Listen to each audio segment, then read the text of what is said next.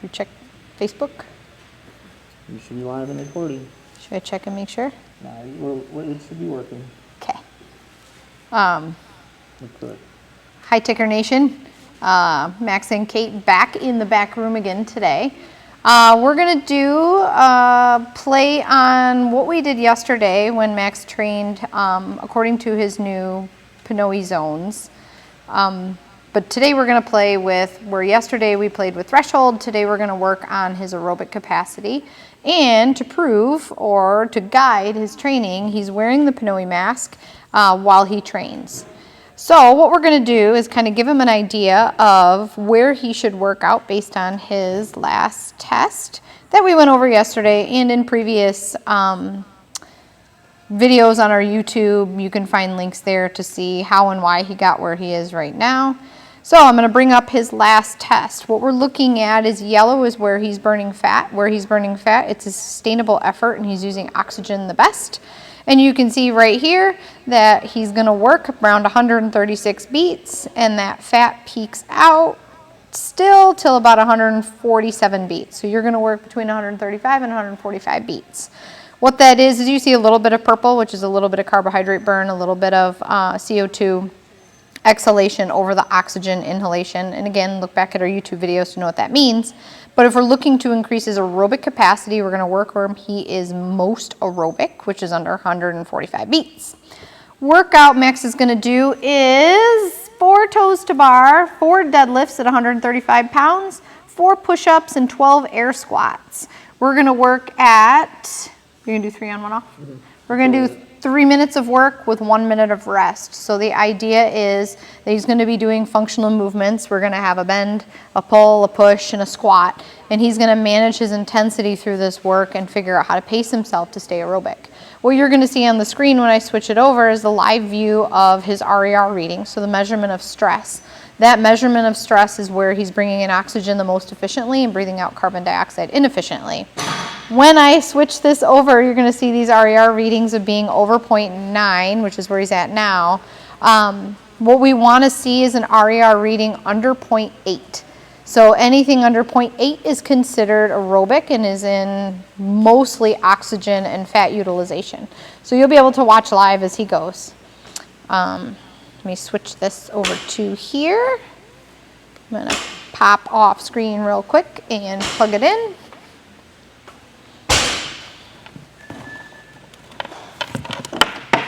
Or not.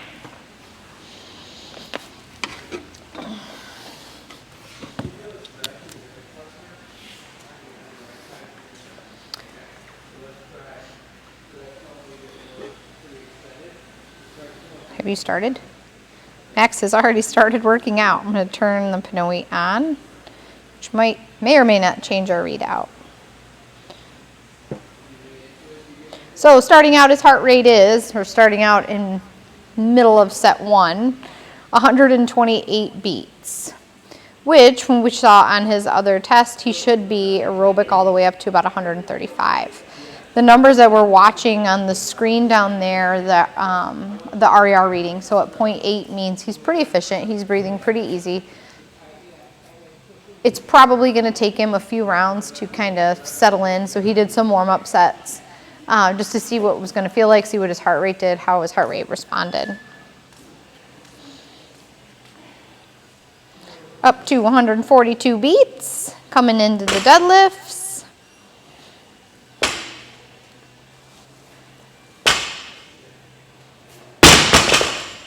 So my RER,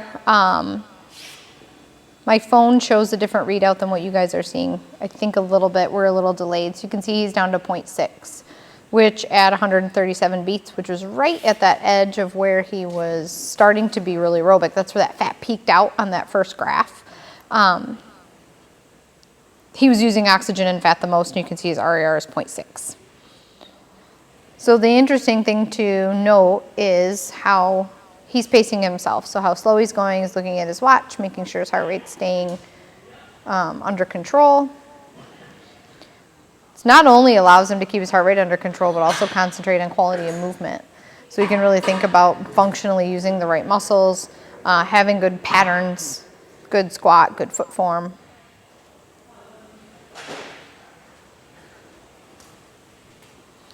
Deep breath, approaching the bar, more toes to bar.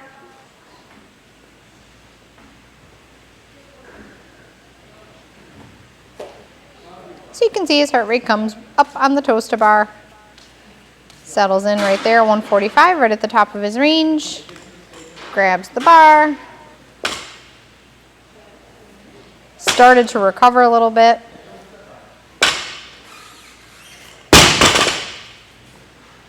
Are you watching your time? Minute rest. So that was 3 minutes of work. His heart rate's at 142 beats. RER is sitting at a 0.73, so that's efficient. At the end, we'll open up the final chart and you can see the work to rest. Now, as he goes into rest, the next reading that we might see might be a higher RER, so it might be a measurement of stress or a measurement of recovery. So as he stops moving in his body, there we go, at 0.8, starts to recover a little bit, he's going to absorb that oxygen, start breathing out that carbon dioxide more to start to replenish his stores into his muscles that he used while he was training. So it doesn't mean that he's inefficient at resting per se, or stressed out at resting. It's the response of recovery. So in this minute, we're watching his heart rate come all the way back down to 120 beats as he gets back going. And he's starting where he left off. So in terms of a workout that you might see in a gym, you know, for rounds or reps or whatever we're counting, his score would then be total within the 3 minutes on, 1 minute off.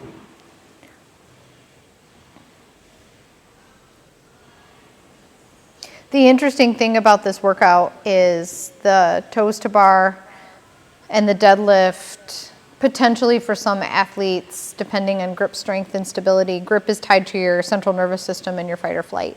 So for some athletes, I would see this toes to bar and deadlift combination maybe raise their heart rate up a little bit and cause them a little more stress. It also depends on efficiency in these movements. Max is really efficient doing a toes to bar. He has really good grip strength as well. So being able to move through these movements and not have a huge metabolic stress response or not have a huge heart rate spike just shows who he is as a person, as an athlete, based on his training. I guarantee if he did toes to bar and push press, we would see on the push press that his heart rate would be a lot higher and his stress response would be a lot more.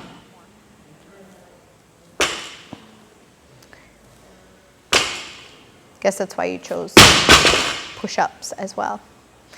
Some people find, so when you first start training according to your metabolic system, so you're training your aerobic capacity and attempting to work within where you're aerobic, some people find that they can't, that you have this response where your body equates exercise with the stress response. So your heart rate either goes immediately up or you see readings where you're seeing total stress, total carbohydrate usage. You could stop and basically tell your system it's not that stressful, we're just moving, it'll be okay, we can do this forever. And just starting out on this, in training in this way, sometimes that's necessary. Otherwise, you can just pick a pace that you know you can maintain forever. You know, he's working for 3 minutes, I'm sure he could go way, way, way faster, still rest in a minute and recover down. Especially if we think about what he did yesterday with the threshold work, where he was moving at a faster pace, rowing at a pretty aggressive speed. And although he had 3 minutes of rest, each single set was still really taxing on his system to do. Eventually, after, I think we're gonna do 5 rounds here today of 3 on, 1 off, it's a lot of volume. You know, he's gonna get a lot of squats in when we're doing 12 at a time, a lot of toes to bar. But if we look at the response that his system is seeing, it's not a stressful effort, meaning he'll probably feel really good, like he could continue doing it forever on more, either until he got bored, or muscular fatigue would eventually settle in. So his RER is sitting right at a 0.79, heart rate at 147, right at that top burning range.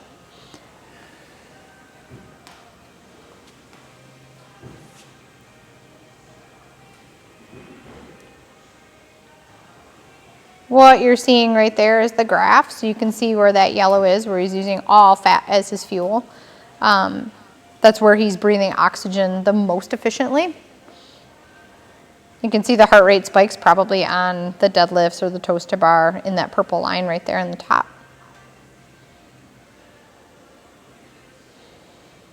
So in the end, what we'll see is that work to rest ratio. So you'll see the work where he's using air and fat as his fuel, and then you'll see the recovery portion where it's purple, and then I would expect to see him come back into fat.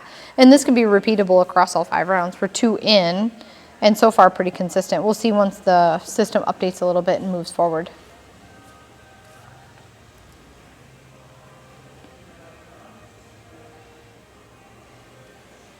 Now, if we were doing this class, depending on if we were doing this as a class or as a group programming or somebody else's individual programming, some people don't necessarily recover on an air squat, and it could be a mobility thing, it could be a training thing, it could be many number of different things. So you could sub out, depending on your individualistic needs and goals, something like yesterday where we rode to keep heart rate up and to output power. We could also instead do 4 toes to bar, 4 deadlifts, 4 push-ups, and maybe 12 cals on the row or 6 cals on the row or something instead to recover down. That would also be a great way to change up the training to become efficient at recovering on a rower, on a bike, on a run. We just chose air squats because body weight movements are important to life. So here we go. You can see that chart coming back through. And you can see the yellow peeking out. You can also see in that purple line on the top where his heart rate came back down while he recovered. You can kind of see in that first spike. So you see when he recovered, his heart rate came down, we had that spike, and he was still using, having, I'm going to say using purple because that's the easiest way to equate it to our graph. So you can see where the purple and yellow came together, but then as he started moving and his system started responding and realizing that this is actually a really sustainable effort, you can see where the yellow peaks back out.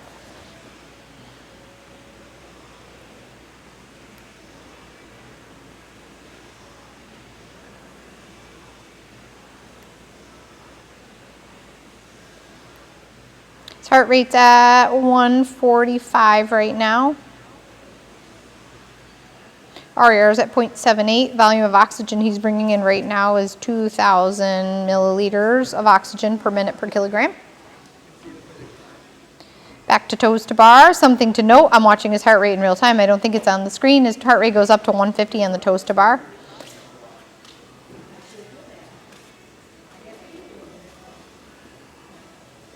Live photo bomber Midge. His heart rate came back down before he picked up the bar. He's now at 140 beats. So one thing you probably can't hear, but I can, is how frequently in between exercises Max is taking a deep breath. So he's taking a moment to take a deep breath, bring in that air, reset his system. Some of that is learning, teaching himself that this isn't stressful, you can do it forever. And in the end, I haven't done the math to figure out how many reps of this he's going to get done. But if you think about it, you know, if he does this for so many minutes and gets several hundred reps of all these movements, he's going to be really efficient and get a lot of volume in. So next time if we change this up and it's 8 toes to bar with 8 deadlifts and 8 push-ups, what would that metabolic response be? Do you think you could do more reps and stay aerobic? Thumbs up for yes, thumbs down for no. He's not into my thumbs. Maybe. It's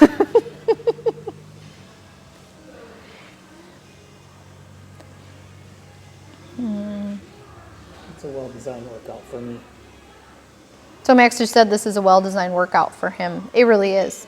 It's just the right amount of volume. You can see that his heart rate gets up to 150 on the toes to bar, but he's able to bring his heart rate back down. And this heart rate corresponds to that test that we looked at initially where we kind of were looking at where he's efficient. And you can see in the chart that his fat is burning out or winning out at the top. He is burning primarily fat as a fuel source, but you can see that he is burning carbohydrates too, which is just his essence as an athlete. I would still say that this test is a very aerobic effort for him. You could argue that, you know, his pacing is slow. It is sustainable, which is kind of the metric. Are you breathing out of your nose? Mostly breathing out of his nose. Some of it is the 4 reps. We have a lot of transition time in between too. Sometimes with a transition time versus a steady state aerobic work, you'll see your body go into kind of a recovery thing like, oh, we're done with toes to bar now, recover. Take a deep breath and then we do a pull. Take a deep breath, then we're going to do a push. take a deep breath, and then we're squatting. So he's never not moving within these 3 minutes. And he's accumulating a whole bunch of volume, and he's teaching his body that we can sustain work for this amount of time and make it aerobic, make it with air.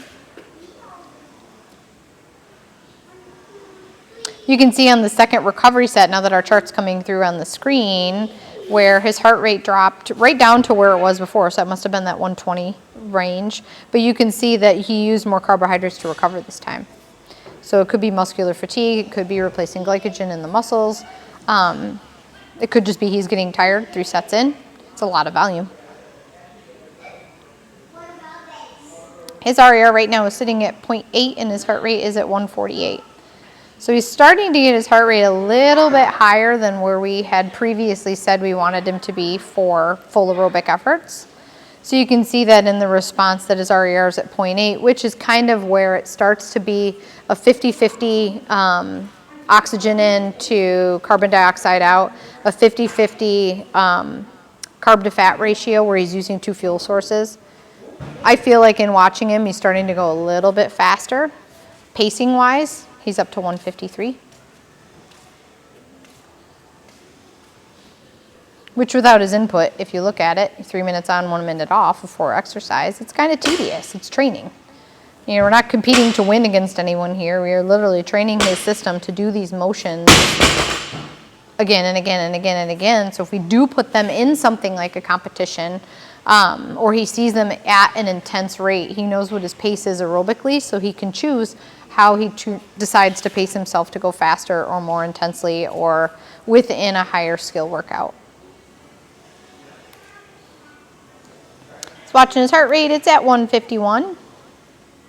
And we can see that on the chart where on the first graph where he used all fat, his heart rate gradually rose, then he recovered a little bit. His heart rate was a little more variant in that second round, where you can see he used a lot more carbohydrates. Then he recovered, and now that third round's coming up and through, and you can see his heart rate steadily coming up a little bit more. We'll see, maybe if you sit down on the weight on your rest in your minute, if you come down that much more, if it makes a difference.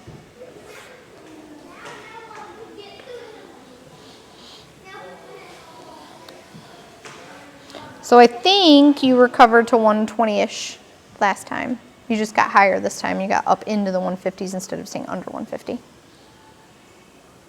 I might have gone for 4 minutes. He just said he might have gone for 4 minutes. Math is hard. You can't really tell by looking at your chart.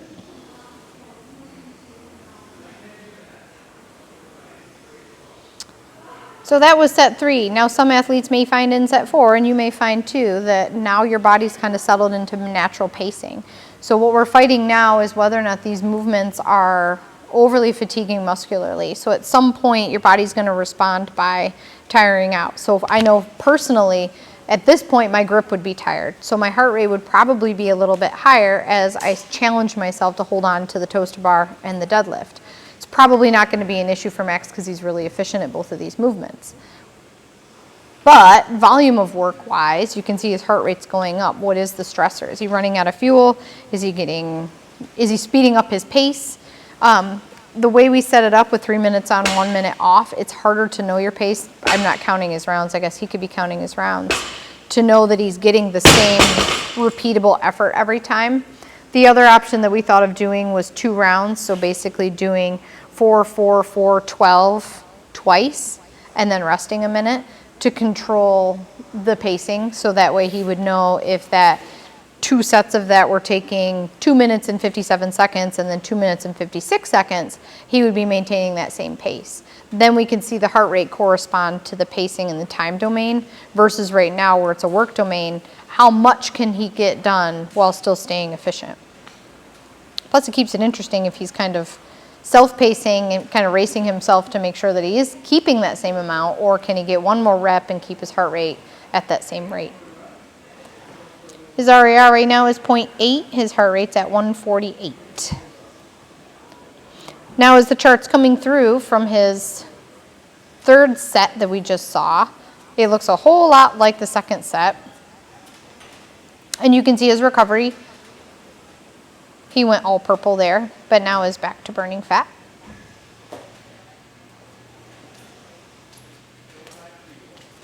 Heart rate's at 153. So again, just the volume of work is starting to bring him up a little bit. This could be manipulated if, I would say in the first set or the second set, if we started to see his heart rate going north of 150 or 160 and it became more of a threshold training workout, similar to what we saw yesterday, that he would have to drop weight on the bar, and instead of doing 135, we would probably do 115. Not that he can't deadlift way more for 4 reps, just that it's more stressful on his system to move consistently and be pulling weight.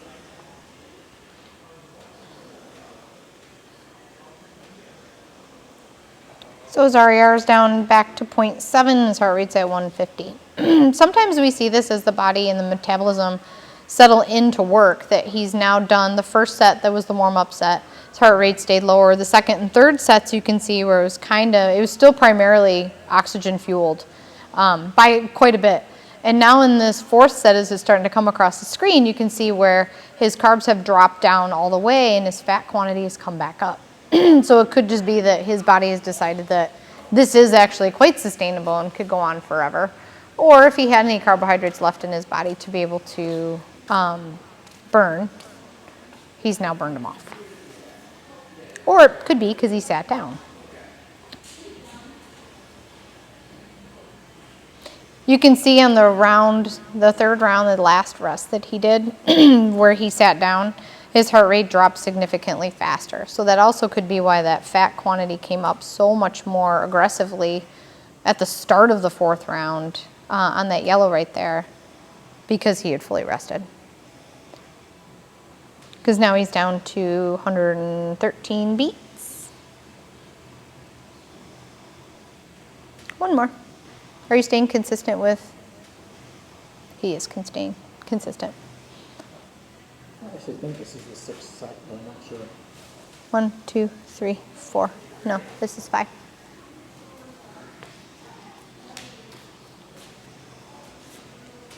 Here we go, back to toes to bar. Starting out at 115 beats this time.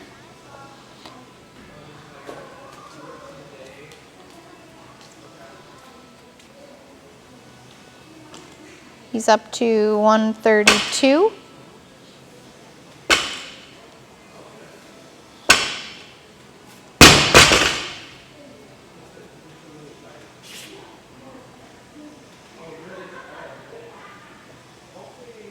Now, one thing that I've noticed watching him move through this set is that because he's moving with such purpose and he's trying to make it repeatable, sustainable, and evenly paced, his pattern of movements haven't changed. The reps all look like the first set. For what this is and for who he is, it's probably not overly taxing, but it is still a whole lot of reps and a whole lot of work. So to see the quality of movement stay so great, and the fact that he can focus on moving in a way that is with good form and function, probably also lets him keep his heart rate down. Be a fun thing to play with if you did some really bad reps. I bet your heart rate would go up really high. Or if they were inefficient movements. Heart rate's up to 150, going back to the toes to bar. RER sitting at 0.73.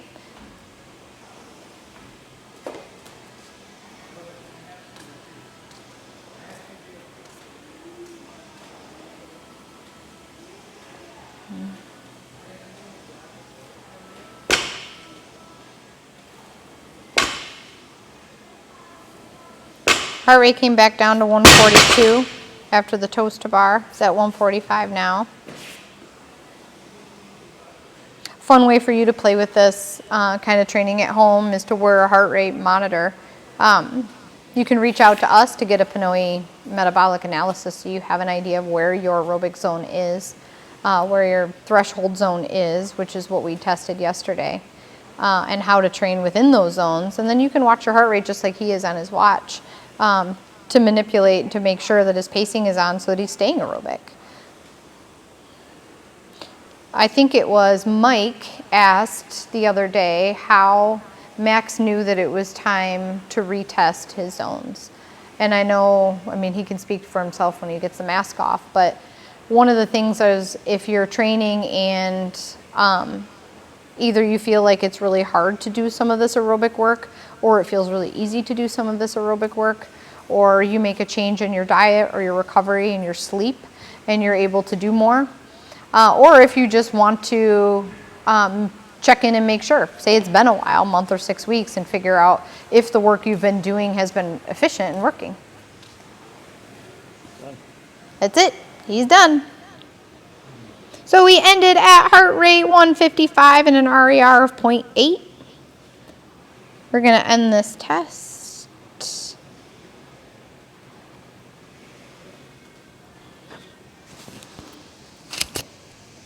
Here, I'll give you the mic and you can talk about your experience while I look at the thing.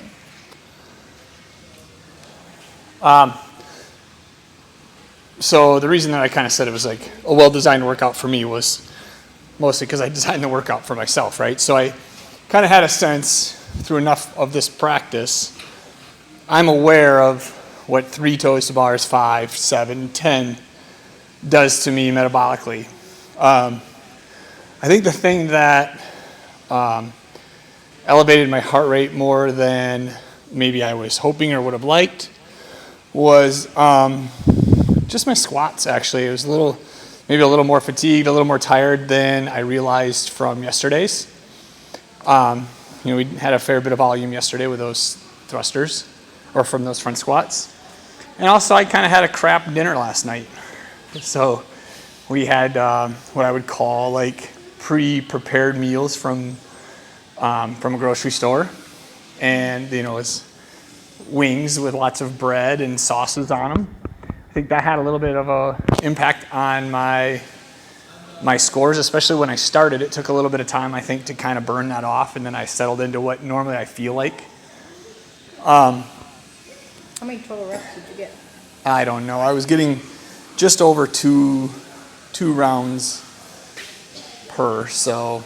So say you got 2, that's 8 times 5 in total volume of toes to bar, deadlifts, push-ups. It's a decent amount of volume. Yeah. 8 times 12 squats. And I could have done that times 3 probably. Right. Rest 2 minutes and then. Yeah, could have just kept going. Heart rate would have slowly risen. I would have started to pull a little bit more carbohydrate just from muscle fatigue, but. So I brought up the chart here. You want to take over? Yeah. So I brought up the chart here in the readout. We obviously don't care so much about his VO2 max on this test because he was breathing. We weren't on a maximal effort. But if you look over on where it says mean carbs versus mean fat, so that's what fuel he used the most and how it broke down. So he used 37% carbs and 62% fat. That's awesome. That's totally sustainable. The body looked at it like it was a easy effort to give you a lot of oxygen for. RER mean was at 0.81. Now, for a fully efficient aerobic training session, I would have loved to see that under 0.8, more in the 0.7 range. But seeing that we had in weighted, skilled, functional movements without any sort of major rest, short of air squats, for 3 whole minutes of work, I don't know that I would have actually expected to see that to be completely overly efficient. Yeah, even just resting alone like that, your RER is raised when you rest because you're trying to reset your system. So right, you went into recovery. If I would have taken the rest out and just made it a 20-minute effort, maybe I would have made that. I don't know. But I can definitely tell by the end it was starting to become work.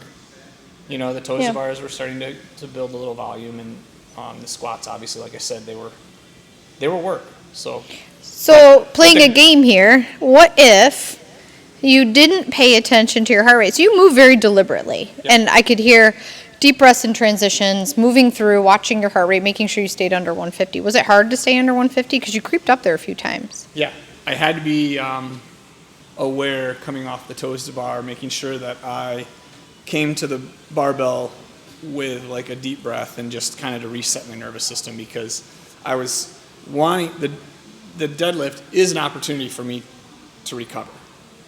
But if I didn't allow the transition, it would not have come down. It would have stayed the same. So I had to kind of be deliberate, or it needed to be 95 pounds instead of 135, or maybe even a couple more reps.